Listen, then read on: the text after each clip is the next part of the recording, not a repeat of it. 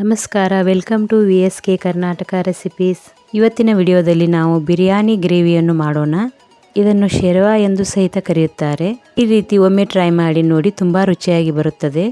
ನಮ್ಮ video first time ನೋಡುತ್ತಿದ್ದರೆ channel ಅನ್ನು ಸಬ್ಸ್ಕ್ರೈಬ್ ಮಾಡಿ, ಪಕ್ಕದಲ್ಲಿರೋ ಬೆಲ್ ಬಟನ್ ಕ್ಲಿಕ್ ಮಾಡಿ, ಆಲ್ ಅಂತ ಸೆಲೆಕ್ಟ್ ಮಾಡಿ, ಫೇಸ್ಬುಕ್ ಪೇಜ್ ಫಾಲೋ ಮಾಡಿ. ನಾವು ಮಾಡೋ ಪ್ರತಿದಿನದ ವಿಡಿಯೋಗಳು ನಿಮಗೆ ಬರುತ್ತವೆ. ಬನ್ನಿ ವಿಡಿಯೋ ಸ್ಟಾರ್ಟ್ ಮಾಡೋಣ. ಮೊದಲು ನಾವು ಬಿರಿಯಾನಿ ಗ್ರೇವಿಗೆ ಮಸಾಲೆಗಳನ್ನು ರೆಡಿ ಮಾಡಿಕೊಳ್ಳೋಣ. ಈಗ ಒಂದು ಪಾತ್ರೆಯನ್ನು ತೆಗೆದುಕೊಳ್ಳಿ. ಅದರಲ್ಲಿ 2 ಕಟ್ ಮಾಡಿದ ಈರುಳ್ಳಿ ಹಾಕಿ ಚೆನ್ನಾಗಿ ಫ್ರೈ ಮಾಡಿಕೊಳ್ಳಿ.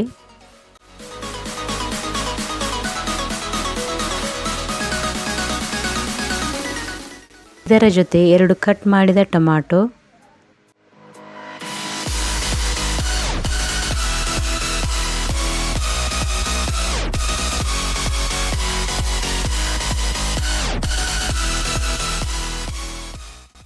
ಕಲರ್ ಚೇಂಜ್ ಆದ ನಂತರ ಇದನ್ನೊಂದು ಪ್ಲೇಟಿಗೆ ತೆಗೆದುಕೊಳ್ಳಿ. ಈಗ ಅದೇ ಪಾತ್ರೆಗೆ 1 ಬಟ್ಟಲು ಒಣ ಕೊಬ್ಬರಿಯನ್ನು ಹಾಕಿಕೊಳ್ಳಿ. ಹಾಕಿ ಚೆನ್ನಾಗಿ ಹುರಿಯಿರಿ. ಈಗ ಇದಕ್ಕೆ ಬೇಕಾಗಿರುವ ಮಸಾಲೆಗಳು: ಕಲ್ಲು ಹೂವು 1 ಸ್ಪೂನ್, ಗೋಡಂಬಿ 1 ಸ್ವಲ್ಪ, ಜೀರಿಗೆ 1 ಸ್ಪೂನ್, ಗಸಗಸೆ 1 ಸ್ಪೂನ್, 5 ಲವಂಗ, 2 ಯಾಲಕ್ಕಿ, ಸ್ವಲ್ಪ ಸಾಹಿ ಜೀರಿಗೆ, ಸ್ವಲ್ಪ ಚಕ್ಕೆ, ಅರ್ಧ ಸ್ಪೂನ್ ಎಳ್ಳು, ಕಸ್ತೂರಿ ಮೇಥಿ 2 ಸ್ಪೂನ್, ಕೊತ್ತಂಬರಿ ಸ್ವಲ್ಪ. ಇವುಗಳನ್ನೆಲ್ಲ ಹಾಕಿ ಚೆನ್ನಾಗಿ ಫ್ರೈ ಮಾಡಿಕೊಳ್ಳಿ.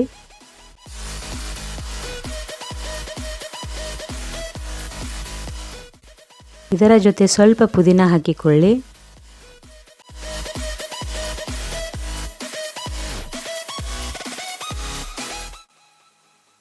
ಇದರ ಜೊತೆ 2 ಸ್ಪೂನ್ ಪುಟಾಣಿಯನ್ನು ಹಾಕಿಕೊಳ್ಳಿ.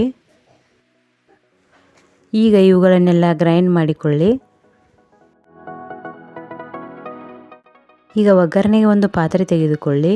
ಅದರಲ್ಲಿ 1 ಸ್ಪೂನ್ ತುಪ್ಪವನ್ನು ಹಾಕಿ 4 ಸ್ಪೂನ್ ಎಣ್ಣೆಯನ್ನು ಹಾಕಿಕೊಳ್ಳಿ.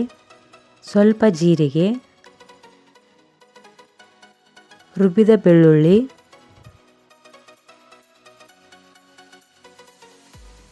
2 ಕಟ್ ಮಾಡಿದ ಈರುಳ್ಳಿ, 1 ಪಲಾವ್ ಎಲೆ.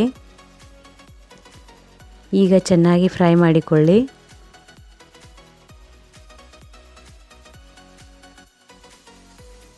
ನಾಲ್ಕು ಒಣಮೆಣಸು,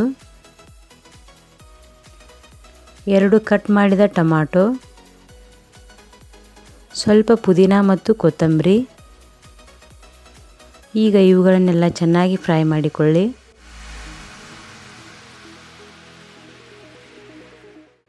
ಗರಂ ಮಸಾಲ 1 ಸ್ಪೂನ್,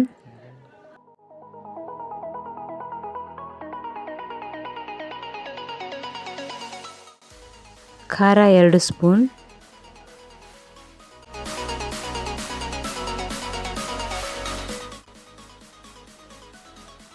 ಈಗ 1 ಗ್ಲಾಸ್ ನೀರನ್ನು ಹಾಕಿಕೊಳ್ಳಿ. ಈಗ ಇದಕ್ಕೆ ಅರ್ಧ ಸ್ಪೂನ್ ಅರಿಶಿನ,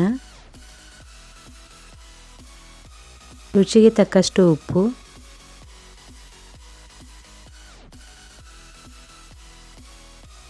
ಸ್ವಲ್ಪ ಇಂಗು, ಶುಂಠಿ ಪೇಸ್ಟ್ 2 ಸ್ಪೂನ್, ಧನಿಯಾ ಪುಡಿ 2 ಸ್ಪೂನ್. ಈಗ ಇವುಗಳನ್ನೆಲ್ಲ ಹಾಕಿ ಚೆನ್ನಾಗಿ ಕುದಿಸಿಕೊಳ್ಳಿ. ನಂತರ ಇದಕ್ಕೆ ರುಬ್ಬಿದ ಮಸಾಲೆಯನ್ನು ಹಾಕಿಕೊಳ್ಳಿ. ಇದನ್ನು ಚೆನ್ನಾಗಿ ಕುದಿಸಿಕೊಳ್ಳಿ.